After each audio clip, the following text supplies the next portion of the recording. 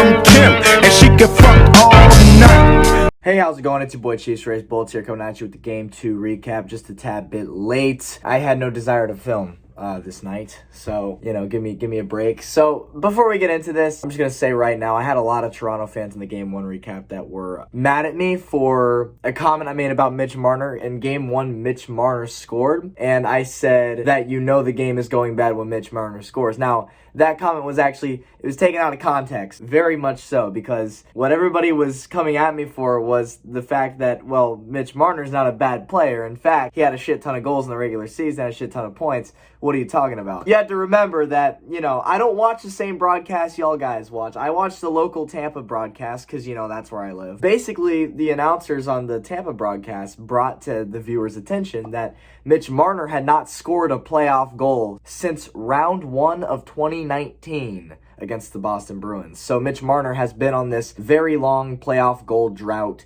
and he broke his own personal curse by scoring in Game 1. And that is what I was referring to. I was not saying Marner was a bad player. I knew he was a good player. It was simply due to the fact that he had his curse broken. That's all. So, apologies for the confusion. Let's move on now. In Game 2, Tampa prevailed. At the very end of the first period, I'm talking 2 seconds left, Victor Hedman gets a puck all alone in front of the net and puts it past Campbell. On the power play, mind you. So 1-0 Tampa at the end of the first. In the second period, just 2 minutes in, Corey Perry would have a breakaway, and he found the back of the net. 2-0 Tampa. The Maple Leafs would get one back. This one's Michael Bunting, 8 minutes into the second period, and then Kucherov about 2 minutes later would respond to that by netting one himself. This one also coming on the power play. In the third period, Brandon Hagel with his first playoff goal ever. Congratulations, Brandon Hagel. 4-1 Tampa at this point.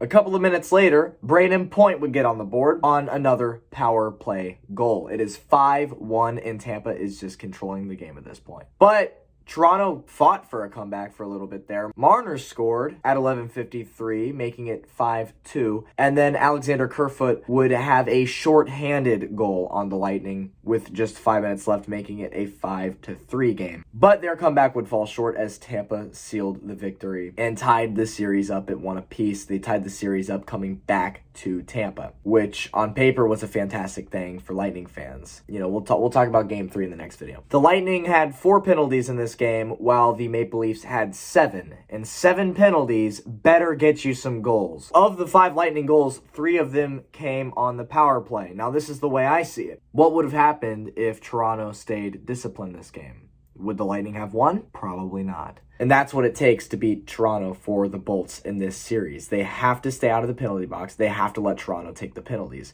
It's unfortunate because these last 2 years have given us Lightning fans every reason to believe that we're the team to beat every year. We're the best team in the league. But the truth is that it's just not that way this year. I think the Lightning would have had a much, much better chance in the first round against any other team that made the playoffs on the Eastern Conference side of the bracket. The Lightning appeared to be pretty evenly matched with the Maple Leafs coming into this series, but so far from the games I've seen, I just can't find really any reason to believe that the Lightning are better. I just can't. I love my Bolts, don't get me wrong, but I have to be real at the end of the day, and that's just the way I see it. So with that being said, Lightning take this one in a penalty-riddled game, 1-1 series going back to Tampa. See you for the Game 3 recap. Chiefs Race Bolts here, your favorite YouTuber ever. Peace out.